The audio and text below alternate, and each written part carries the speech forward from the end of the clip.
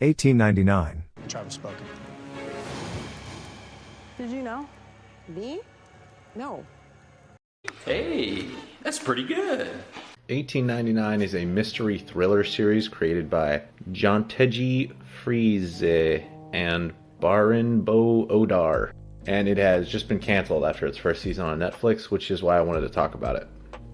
So these are the same showrunners that brought us Dark, a really spectacular show set in a small German town, and is loosely about family dynamics with a large cast of characters and time travel and stuff. And I'm bringing up their other big project here in the beginning because there's a lot of comparisons to make, and because I want to address the question hanging over 1899, which is why did it get canceled so fast when Dark was such a success? And apparently there's already some backlash going on the internet towards Netflix because 1899 is really good.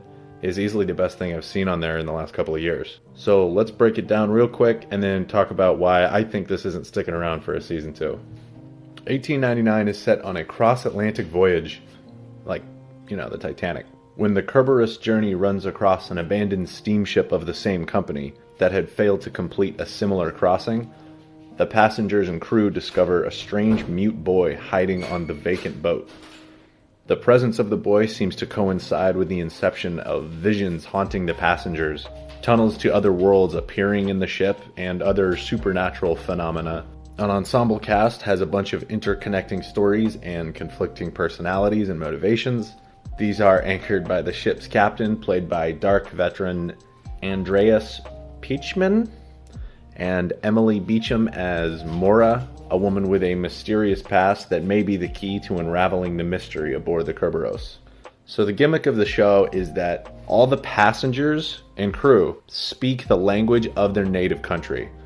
Now, on a transatlantic voyage at the turn of the century, you might expect a wide variety of ethnic backgrounds and languages, and they have gone for a very realistic portrayal of what this would look and sound like. And for some reason, the Netflix setting by default starts you off with an English dub, and it's really awful and noticeably not in sync with the actors' mouths. And if you are going to watch this, make sure the first thing you do is to change it to subtitles right away, because this is like half the point of the show is that no one can really understand each other. And if you can understand everything being said, then it kind of undermines that, and it also is very distracting and might actually be one of the reasons this isn't doing as well as they thought it would.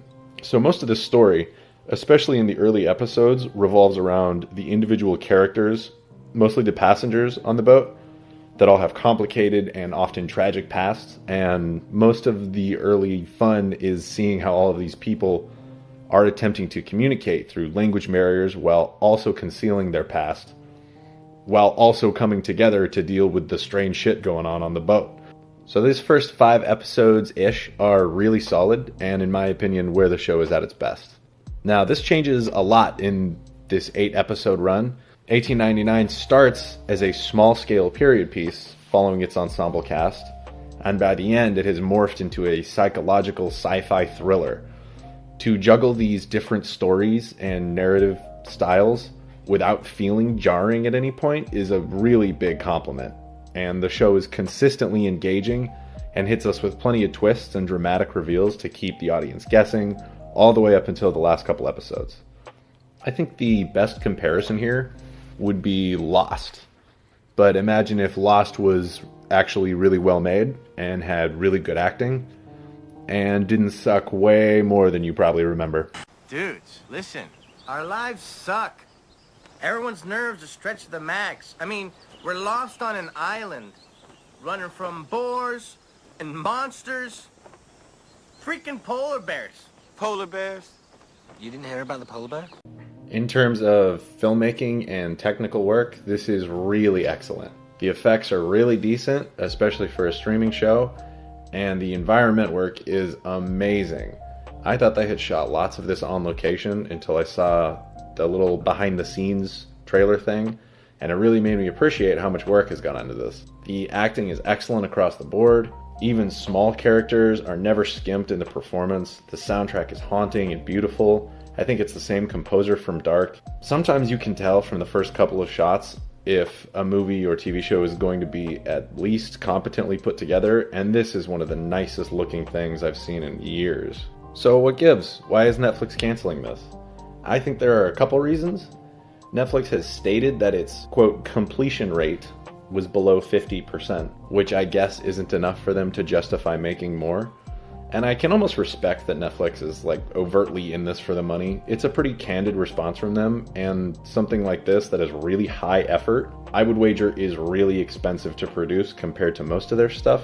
It makes me kind of sad to see that this isn't really landing with audiences, because you can really tell that it's a labor of love. But frankly, I'm not really surprised that this isn't grabbing people's attention the way that Dark did. For one thing, a project that demands you watch it in subtitles is always going to have a limited audience. And unless you speak French, Portuguese, Spanish, Cantonese, Danish, German, Polish, and English, you're going to have to watch it with subtitles. And granted, lots of things overcome this hurdle, and while I like $18.99 a lot, I will freely admit that the show is a little slow getting off the ground in terms of progressing its story and advancing the mystery. Not to say that the pace is slow. We get lots of big reveal moments in every episode, but, and this is kind of my biggest gripe with the whole thing, none of the characters' backstories appear to matter a whole lot once we start getting to the final reveal of what's going on. Yeah, there are through lines and like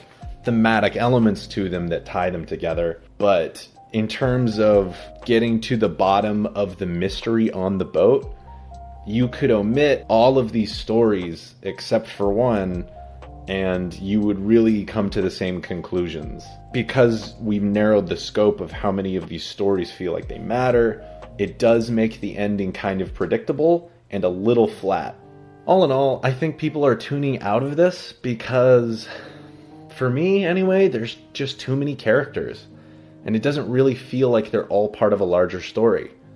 Now, I loved all the characters' little vignettes and all their stories and all the actors in them, but it doesn't feel like they all need to be there. This is contrasted with Dark, which if you saw it, you know that it really has the patience to give a large cast very little to do in the beginning, but then more and more as the seasons progress, and they slowly expand the universe in small bites to keep things understandable. And this is kind of like a double-edged complaint in a way, because I think a second season with these characters would be amazing. We've established all the backstory and all their motivations and who they are to each other, and you could really hit the ground running on a much more exciting season 2 without dwelling on any of these people. And I don't want to end on a negative note here. Again, this is really good, and if enough people watch it, Netflix will inevitably make more. It's fantastically made, it's well acted, it manages to be a realistic period piece, a horror, a thriller, and a cool sci-fi thing all in the same show. And even if it doesn't quite nail the landing, it's still very solid, and I would absolutely watch a second season of it. So if you liked this, or think you might, well, please check it out so that I can get my season 2. But also, you should check out Dark, their first work, which is on Netflix, which I would describe as nearly perfect. It is easily the best time travel thing I've ever seen, and it melts my brain if I sit and think about it for too long. Go check out The Leftovers on HBO, something that I would describe as beautiful and horrifying, and probably has the most memorable soundtrack I've ever heard.